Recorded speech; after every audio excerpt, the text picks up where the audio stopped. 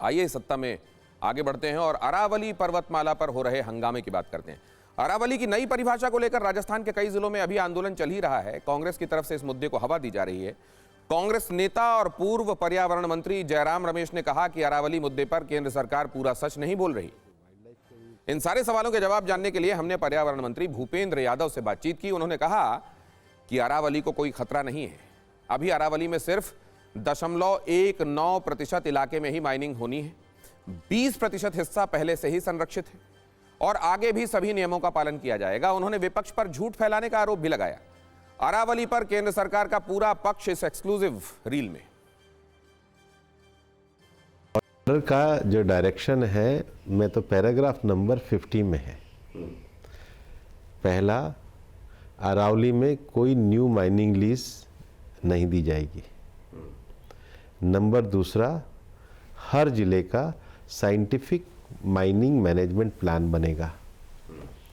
तीसरा, scientific management plan को ICFRE जो फॉरेस्ट रिसर्च एजुकेशन की सबसे बड़ी संस्था है वो अप्रूव करेगी।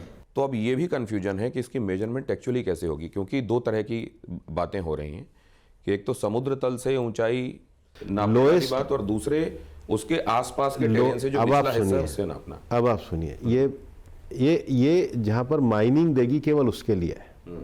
ये कहाँ के लिए? माइनिंग के लिए। लेकिन अरावली के क्षेत्र में जो बड़ा एरिया जो है, लगभग 20% से ज़्यादा का एरिया तो ऑलरेडी प्रोटेक्टेड रिजर्व में है। जो 2% वाटर बॉडीज़ हैं उसमें भी जो रामसर साइट्स है उसका 500 मीटर प्रतिबंधित है। जो 20% फॉरेस्ट एरिया है जिसमें लैंड भी आता है, सारा आता है, उसका भी 1 किलोमीटर तक ESZ है। मैं हमेशा से ये कह रहा हूँ कि इवन पूरे अरावली क्षेत्र में आज भी जो माइनिंग है वो 0.19% पे है।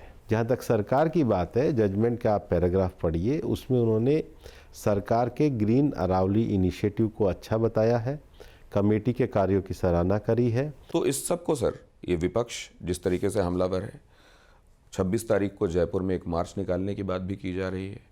साथ में जो एनवायरनमेंट से कंसर्न रखने वाले डिफरेंट इंस्टीट्यूशंस हैं वो तो डेथ वारंट तक इसको कह रहे हैं, इसको नाम दे रहे हैं। मैं मानता हूं जो राज्य सरकार, क्योंकि फॉरेस्ट की ऑनरशिप राज्य सरकार के पास होती है, उनको स्ट्रिक्ट इस पे एक्शन लेने चाहिए। मेरा बहुत स्पष्ट कहना है, अरावली के प्रोटेक्शन के पूरे नियमों का पालन किया जाएगा। हम ग्रीन अरावली के लिए प्रोजेक्ट के लिए पूरी तरीके से प्रतिबद्ध हैं। किसी भी एनवायरनमेंट क्लियरेंस में किसी भी कहते हैं ना, कोई कहता है रियल एस्टेट को, कोई कहता है इसको, किसी का कोई इसमें किसी प्रकार का कोई हस्तक्षेप नहीं है। ये पूरी के तरीके से अरावली के संरक्षण के लिए है। जो एनवायरनमेंट क्लियरेंस रूल्स हैं, जो फॉरेस्ट क्लियरेंस रूल्स हैं, जो वाइल्ड लाइफ के रूल्स हैं, वो सब स्ट्रिक्टली हम लोग पूरी तरीके से मॉनिटर कर रहे हैं।